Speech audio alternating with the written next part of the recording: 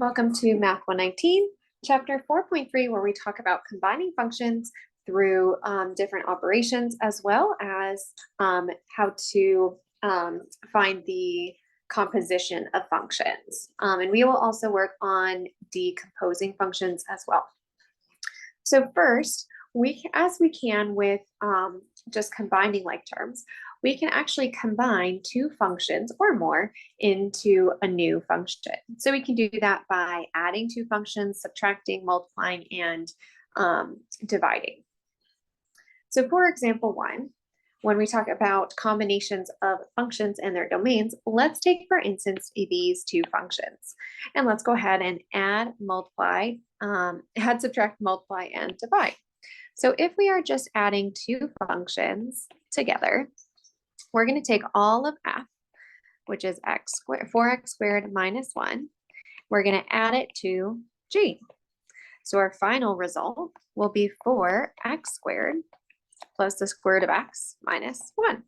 And we're talking about kind of the standard form of some of your polynomials, or not polynomials, but some of your functions. And we definitely want to try to write these as kind of descending in your degrees for your terms, leaving off with the constant at the very end. It's not the end of the world if you don't. You can certainly write this as 4x squared minus 1 plus the square root of x. Now we can do the same when we go to subtract. Now this one is saying we want to subtract g of x to f of x. So in that case, we're going to take 4x squared minus 1. We're going to subtract g of x. Now notice how we're using your parentheses. So when we go ahead and subtract, we will be distributing your negative throughout the entirety of g, which happens just to be one term. And I'm just going to rewrite it to have it in descended order. So you have 4x squared minus the square root of x minus 1.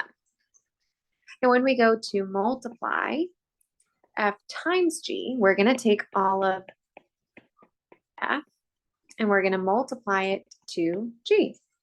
So in our case, we're just going to distribute, whether you wanted to distribute g into f or f into g, it doesn't matter, as long as each term of f gets to multiply with each term in g. So we should end up with 4x squared times the square root of x minus the square root of x. Now, you'll notice here that we won't really combine your terms too much, that this is pretty much as far as we're going to go, because we actually are going to be focusing more on the composition of functions. However, I just wanted to make sure that you are aware that you can still make new functions through adding and subtracting, multiplying, dividing with other functions. As far as dividing goes, this one is just taking g of x and dividing it by f of x, or dividing it to f of x. So you get 4x squared minus 1 over the square root, the square root of x. Now, if we wanted, we could certainly leave it like that. Or if you wanted to continue to break it up, we could do 4x squared over the square root of x minus 1 over the square root of x, and then simplify from there. Same thing here. If you wanted to, you can simplify by combining your terms together, showing that we have the square root of x here, if you wanted to, but it's not necessary, especially not for me. And that's as far as you could go on those. Now let's take a look at your domain of the functions above. Now let's just take a look at your functions before we make any sort of new functions. So what is the domain here of this parabola? Well, any sort of parabolas, right, we're going to have all real numbers as long as there's no holes that lie in the gap. Whereas g of x, right, the square root of x, we want to avoid negative numbers. So no negative means that we can start at 0 and then go upwards. So we can say this is really x is greater than or equal to 0. So when we're talking about some of these new functions, some of them will have restrictions, such as this one, right? Well, this function here does not give you any sort of restriction. We still have this square root sign that does have a restriction. So when we go to pick x values, well, this one can be any sort of x value. We have to be mindful of any one under a square root, in which case x has to be greater than or equal to 0, meaning no negatives, which means for your domain here, no negative numbers, numbers that are starting at 0 and going to and going upwards, we're going to say is 0 to infinity. Now, looking at your next view, again, you'll notice that in this first function, x can be any sort of number. And again, it's this square root here that's going to trip you up. So we actually end up having the same domain for your next few functions.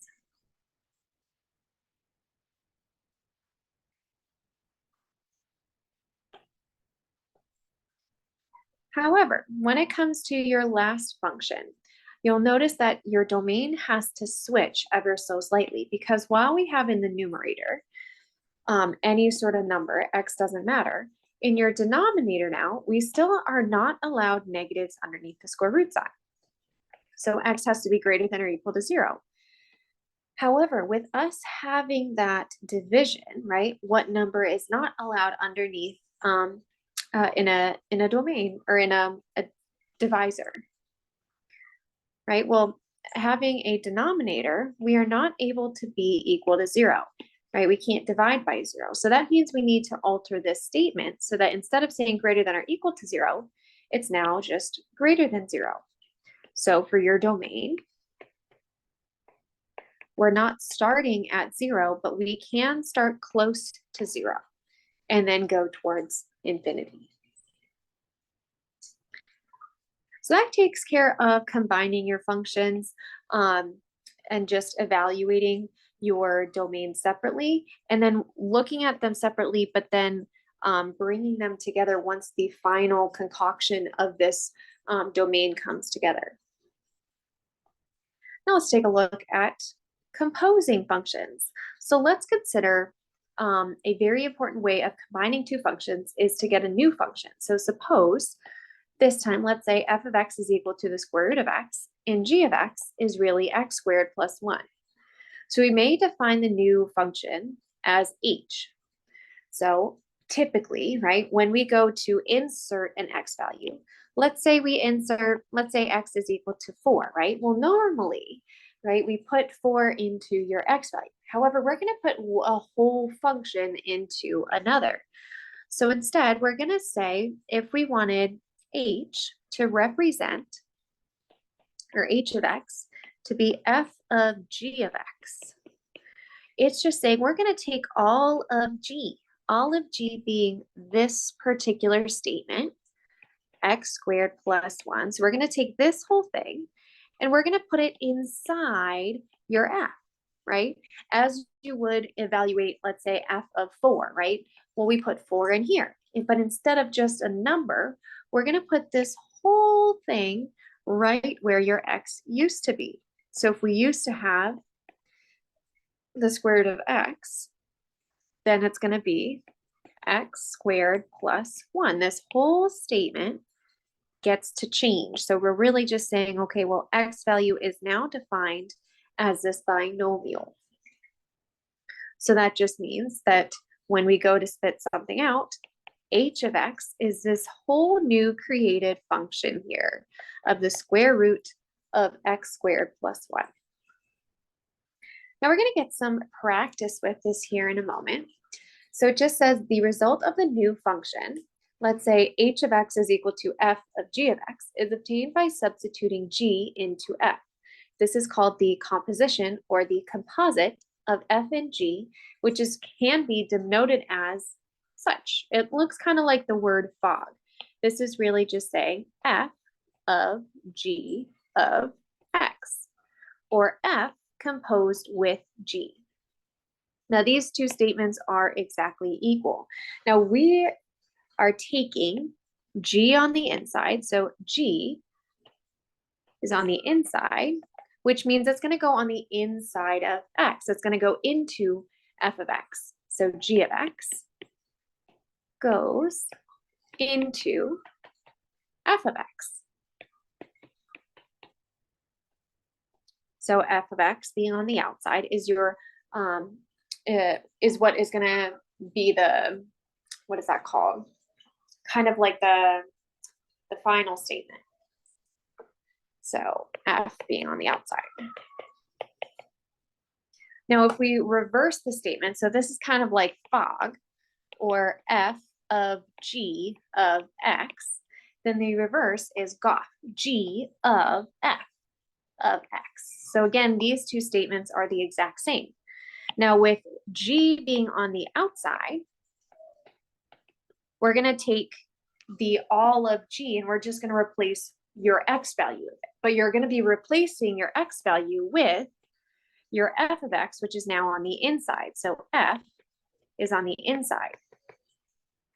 So f of x goes into g of x.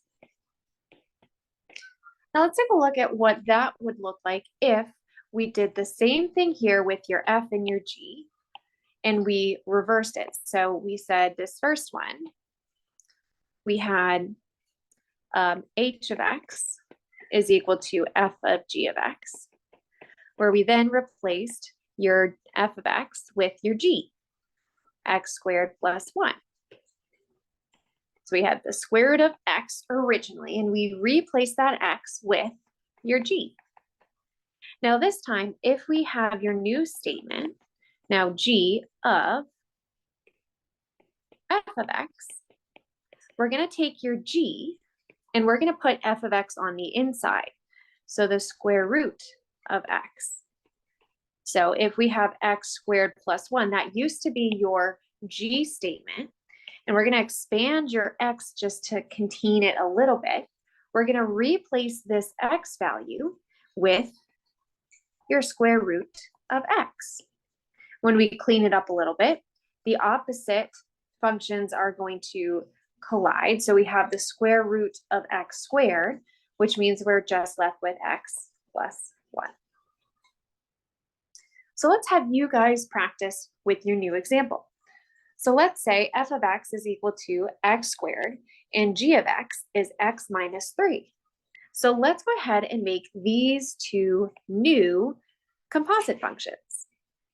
So let's say h of x is going to be f of g of x.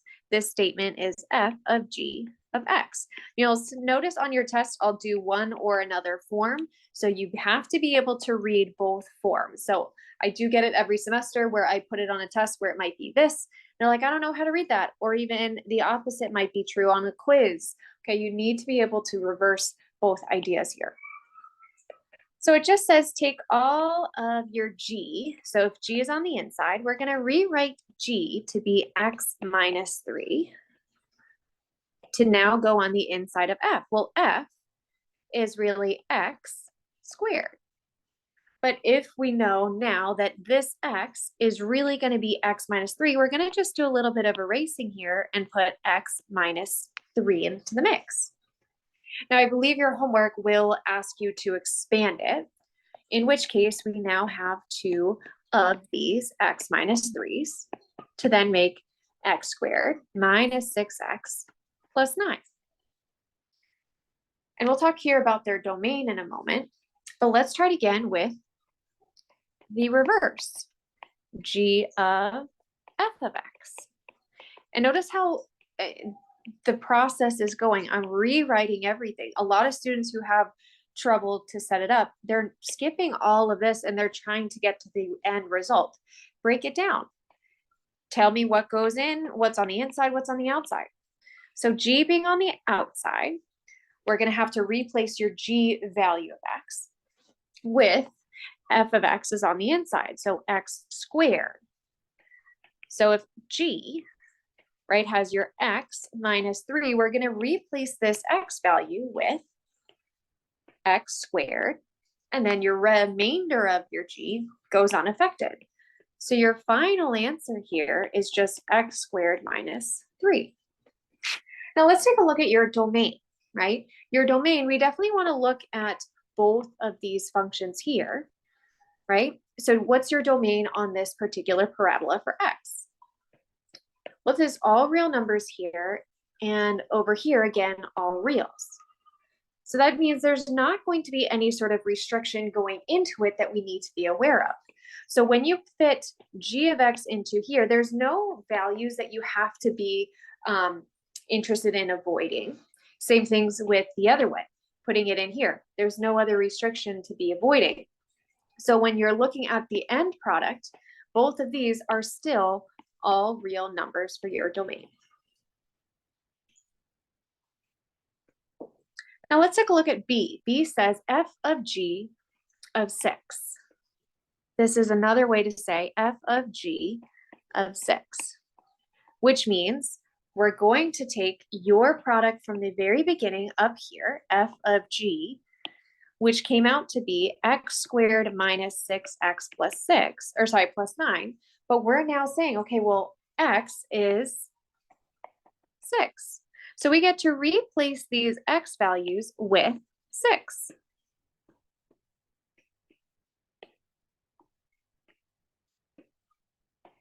$36 minus 36 plus 9 will just leave you with 9. So f of g of 6.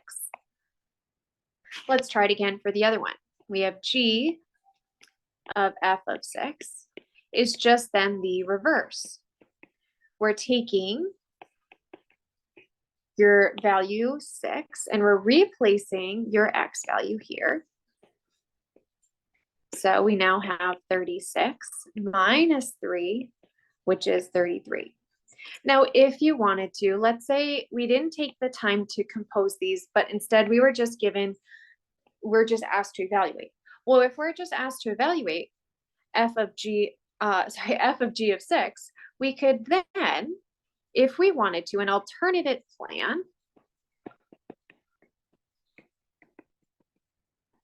f of g of 6 is to take g of 6 first and evaluate. So g of 6, we can do 6 minus 3. That's what g is right over here. And this is really 3, right? And then we have to put in this value in this place. So if we were looking at f of g of 6, well, g of 6 came out to be 3. So we're now interested in f of 3. So we can take f of 3 here and replace your x value with 3, in which case is 9. And you'll notice that it comes up with the same exact answer. So if we weren't asked for this particular portion of it, but instead you were just asked to evaluate, you can break down the process of, okay, putting a number into the inside function and then expanding outwards. Now let's have you try it again for these ones. So pause the video and see what you can do. So in this one, we're again looking for f of g of x. So it just says f of g. So g being the square root of x. We have x squared minus 4, what it used to be. And I should be leaving little blank spots here, right? That's where your x normally goes. And we're going to be inserting your square root of x here. So your square root of x squared is just x minus 4. Let's try it again with your next one. It just says take g, and we're going to insert f into g. So this is x squared minus 4. So we're going to replace your square root of x with the square root of x squared minus 4. And let's do it again. Now we're asked for f of x. So we're taking f of x. We're going to replace your x value with x squared minus 4. So if this is what x used to be, x squared minus 4, right? We're expanding your x now to be x squared minus 4. So this gets replaced with x squared minus 4. And then we can go ahead and expand. X squared minus 4, x squared minus 4, which is x to the 4th minus 8x to the squared plus 16 minus 4, which is x to the 4th minus 8x squared plus 12 here. Now let's take a look at your domains. So your domains, we definitely want to be aware of at the beginning what the restriction might be on the individual one. That might help us to get started. So is there any restriction on the parabola of f of x? Now this one will be all real numbers, whereas g has to be x is greater than or equal to 0. So you can be equal to 0, but it has to be non-negative numbers. So when we're looking at your domain on this one, right, when we're putting in your square root of f or x first, right, we definitely need to be aware of what numbers we have to be able to avoid, because as we did from your one before it, right, we can first insert your value into your g of x, which if that's what our first option is what we're doing, right, we can't have particular numbers into this first portion of it. So while at the very end, your domain here is all real numbers, going into it, we have to avoid x squared, or sorry, the x is greater than or equal to 0. So your domain here has to be greater than or equal to 0. And then when you look at the end result here, right, this is still all real numbers. So your domain has to be 0 to infinity. So while you can graph this whole line, if we made this whole new function, we still have to be aware that g of x, if we evaluate it separately, is not able to be a negative number. So if we continue to the next portion of it, right, we can put all real numbers into your f of x. And then when we go to look at the whole, right, the end result, we again still can't be greater than or equal to 0. So x squared minus 4 has to still be non-negative numbers and above. So greater than or equal to 0, we can add 4 to the other side. X squared is greater than or equal to 4. So x is greater than or equal to plus or minus the square root of 4, or x is greater than or equal to plus or minus 2. Now, if we're unaware of what that might look like, on your number line, right, we have -2 and 2 as being up for contenders. So we're going to be equal to these values. So we can have a closed circle. Now let's go ahead and pick a value that's in between 2 and -2. Let's try 0. So let's enter in 0 into your function. By doing so, we get a negative number in the square root sign, which is not allowed. So that just means any number between -2 and 2 is not okay. Whereas if we picked a number greater than 2, let's say 3. So 3 squared minus 4 is 9 minus 4, or the square root of 5, which is a positive number. So that one's okay. And if we did it again with -3, so we're still with the same exact thing. So that part's okay. So it just means that your threshold values, we're going to be going from -infinity to 2. We're then going to, and we're going to include 2. So that needs a bracket. We're going to skip all of the values between -2 and 2, and then go from 2 to positive infinity. And so that would be your domain here. And on your last one, we get all real numbers going into it when evaluated separately. And then looking at the bigger whole at the very end, again, we can still be all real numbers here. So your domain will be all real numbers. Now, our last portion of this section, we are going to talk about doing the reverse action. So it's possible to take the composite of 3 or more functions. For instance, let's compose f of g of h, which is found by first applying h, then g, then f as follows. The reason why the order matters is that because there's the inside one first, that's the very first one we'll evaluate, and then we'll slowly expand outwards. So again, these two are the same exact way to specify your statement. So it says, so far we have used composition to build complicated functions from simpler ones. But in calculus, it is useful to be able to simplify a complicated function into simpler ones, as shown in this next example. So for example 4, let's recognize a composition function. So it is saying that given big F of x is equal to the fourth root of x plus 9, find the functions of f and g such that little f of g, or fuck, right? F of g of x. So we want to break up this one statement as two separate functions. Now think about orders of operations here, right? So let's say, let's just say we were going to insert a 1 into your function, right? Well, by doing so, right, would we take the fourth root of 1 first or add the 1 to the 9? Well, the first thing we would do is add the 1 to the 9. So 1 signifying this is really what x is, we're going to say add 9 to 1, or 1 being your x. How we say that in a mathematical sentence, this is really just going to say this is x plus 9, or 9 plus x. In which case, let's say we then get the fourth root of 10. Now what's left over? Well, number 2, right? Now you would take the fourth root of 10, or of your new x value.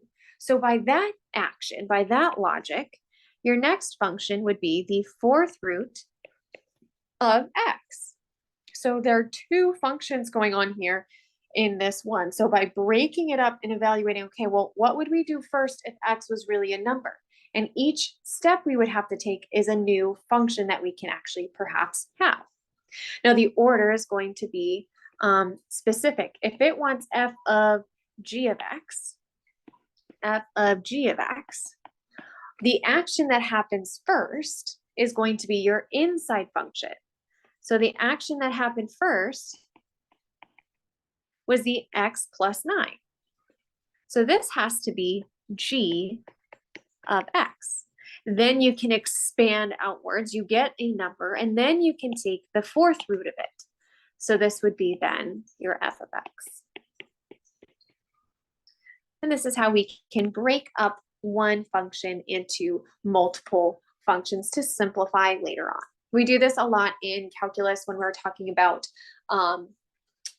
chain functions or chain rule, because it might be helpful to separate these two functions out and then have this trickle down effect.